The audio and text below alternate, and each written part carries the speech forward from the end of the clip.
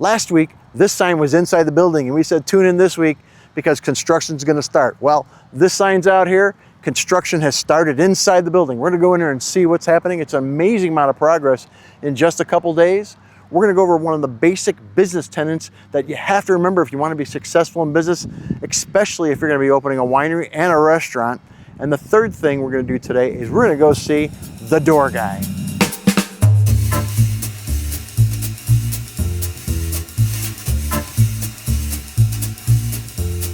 So we're back here where we're gonna put the new kitchen. This was the original stockroom in the building.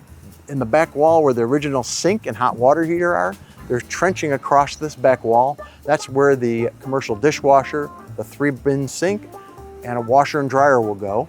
And they're gonna take that trench, carry it all the way down the center of the kitchen to put a second hand washing sink in. Then they're gonna make a right turn and go underneath this wall and put a brand new bathroom right out here next to the current one. And then they're gonna continue the trenching down the center of the building where they're gonna end up where our future tasting room is going to be. Tasting room is gonna have beer taps, an ice machine, a commercial dishwasher, and another hand sink. This is where the work gets serious. So now you see what we've done in just a couple days, but it also shows how important it is to control the money you're spending if you want to be successful in business. Let's go outside and cover one of the most basic business tenets that you have to keep in mind before you open, while you're open, and then it'll ensure a very healthy retirement for you when you're done with your business. And so this is one of the most basic business documents you can have. It's a profit and loss statement. The sales are on the top line, then you take off all your expenses, your cost of goods, and you get your pure profit, your net profit on the bottom. So let's use this pen as an example. Let's say I buy the plain pen from a manufacturer for 40 cents. I put a decoration on it and I sell it to a customer for $1. You think, well, I made 60 cents in profit because that pen cost me 40 cents. I sold it for $1, so I put 60 cents in my pocket. You didn't do that because you have to pay for your payroll, your rent, technology, taxes, insurance, all those other expenses that you have. So that's $1 sales to a customer for an item that costs you 40 cents. You also have to take out all your expenses of doing business. So in the end, selling that pen to a customer meant that you put 10 cents of pure profit in your pocket. That's one of the most important things you need to remember in business. So think about, next thing we're gonna do here is go see the door guy. We're gonna put doors that cost between $10,000 and $12,000 right in the center of this building. And why are we gonna spend that much money? So you think of it, if we only make 10 cents profit on every dollar in sales, and we're gonna spend $12,000 on those new doors, our first $120,000 in sales that we're gonna have at our new winery, we're gonna take all that profit just to break even on the cost of those doors. So we're gonna go see the door guy, Adrian Kennedy, and show you why it makes sense for us to splurge on our front doors.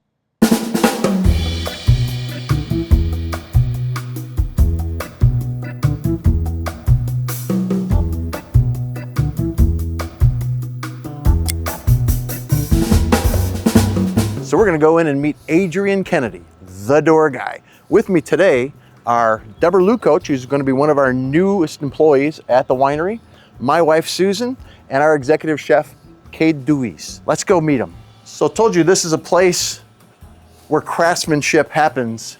Actually, Adrian, his parents were the founders of Old World Door and Sunshine Glass. He's now taking it to the next level. Adrian, my friend. Hey, Jim. How are you? Good, how are you? Good. Good to see you. Pleasure. Good to see you again, thanks. sir. Thank you. So I love coming in here. I love the smell of this shop. You know, a lot of people say they don't make things like they used to. Well, guess what? They make things like they used to right here. And it's a place where the finest builders in this whole area, probably within a couple 100 miles, come to have something unique, which is the centerpiece and the first thing everyone sees on the front door of a house. So congratulations for such a young man like you to be able to create this type of history and things that are gonna last for generations. It's pretty impressive. Thanks, Jim. The other thing that's very impressive, as we were doing this for the business, you know, we were talking about the fact that you earn money pennies at a time and you spend them dollars at a time. This is our one big splurge. We're gonna have our front doors and they're gonna cost over $10,000. Why are we gonna spend that kind of money? The reason is every single person coming to our winery is gonna touch that door, and that's our first impression. And we want to make sure that every first impression is a great first impression. Now you got to be careful. You can't put card tables and folding chairs on the inside, but that first impression is worth every penny that we're splurging on, but it's not really a splurge. This is an investment. So we knew that having that first impression was the most important thing we were going to do as we built out the winery. So we were looking for really unique front doors. I called 15 or 16 antique shops or antique archaeological shops in about a 100-mile radius. And what was kind of funny, after that full day of contacting these different businesses, 3 or 4 of them said, hey, have you talked to the door guy? And they said, that's where you want to go when I described what our end process was going to look like. And for everyone out there, this is the door guy, Adrian Kennedy. It's Nice kind of to meet impressive. you. You think about Thanks, it. Jim. Dwayne Johnson's The Rock.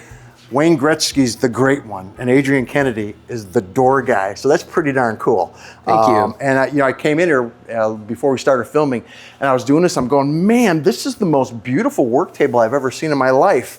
And Adrian said, It's actually a pivot door for a front so door. I did this. of I a didn't want to custom touch home. it. So this is where the finest homes come from. Tell us about just for this door here, what the story is. The whole door on the outside is made of tiger wood. The internal box framework is hard maple, and it is overall 12 foot tall with a transom above it, and it will be on a pivot system. You're able to actually conceal the hinges, so it just looks like the door is floating in space, and you can also move that axis depending on how wide the door is and how heavy the load is. Wow. So You find those at Home Depot? no, these are actually Dutch hinges, and alone the hardware system is $2,500 just for the hinges. So, So, my whole life, I've never stopped asking stupid questions. So when I came in, I'm like, this is such a cool thing. I thought this was part of the workbench, and I couldn't figure out what you use this for. And what is this for? this is actually the handle for the pivot door, and there will be one on the inside and one on the outside. And we chose, we selected natural cedar from Arkansas because one, it just has a really beautiful natural organic shape. It's readily available and easy to work with. And also when you get finish on it, it very much matches the tiger wood. Yeah. This is why you are the door guy. Can I ask a really stupid question? Sure. How many tigers had to be sacrificed to get this much tiger wood from them? None actually, Okay. but the grain does look very much like tiger stripes, and it also, with natural sunlight, it will darken a really rich red in a matter of days. Even with the best finish on it, it'll darken pretty quickly. Just beautiful, just beautiful. And it's thank one of a you. kind. Nobody else on the planet has that. One 8 of a- billion people, the other 8 billion are not gonna have this, so the owners of this can taunt the rest of the world. Completely unique and custom. Perfect. And you know what? And heavy, weighs And 400 pounds. Ow. So now, let's show everyone what you did for us. Sounds good.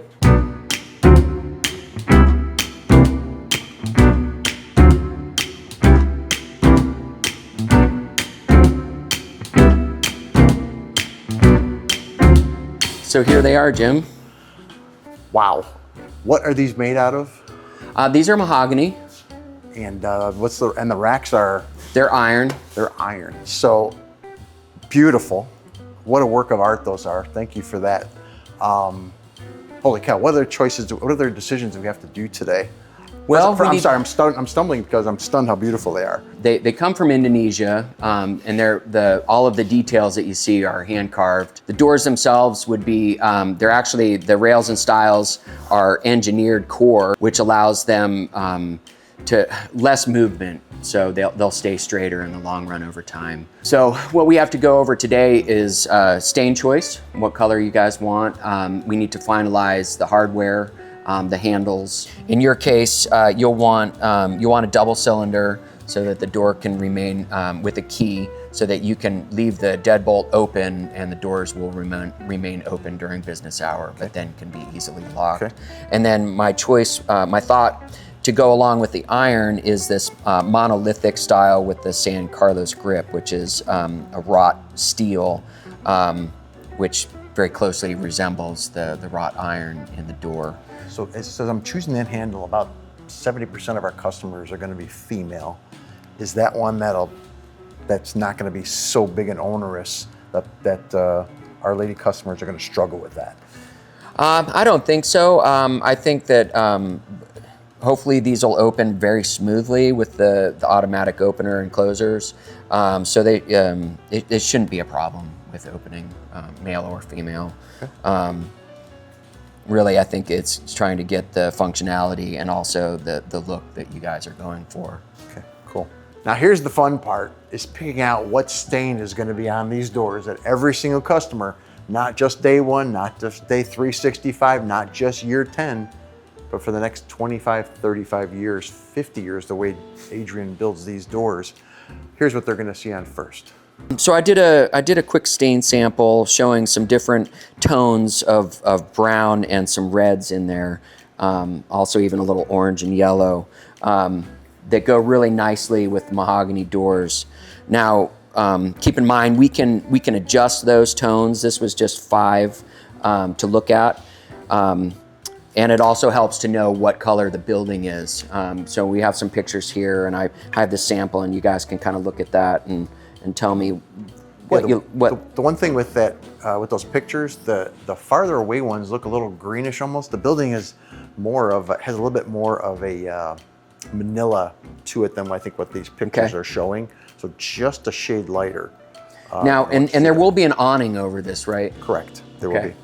And will that be black as well to match the other, to the soffit? And so great question. That's going to be on one of our future videos when we pick that out. So it could be black, or it might be wine red to match the winery motif. Okay. You automatically like the darker. The darker one. That's kind of where I went. I went too. too. Yeah. Yeah. The 2 light ones are definitely out. Yeah, agreed, 100%. Because it'll just blend that.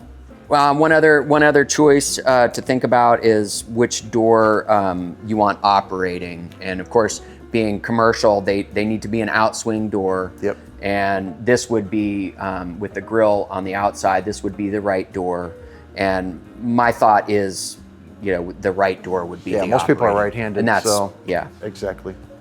You guys, I'm left-handed, but I'm always right. we all concur? Yep. Yeah. That's Love pretty it. cool. I would too.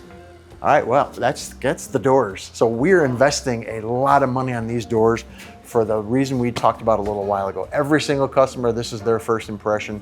If we're gonna spend $10,000 on these doors and we only make 10 cents on each dollar in sales, that means we're gonna have to have about $100,000 in sales before we make 1 penny just by buying these doors. But this is how important of a decision it is. This will be a legacy for the next generation to the Langman family. And it's all because Adrian Kenny, the door guy, is building things for us.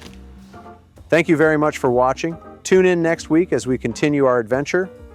Make sure to like and subscribe, and also leave us some questions or feedback. We can't wait to expand the Langman Estate Winery family even farther.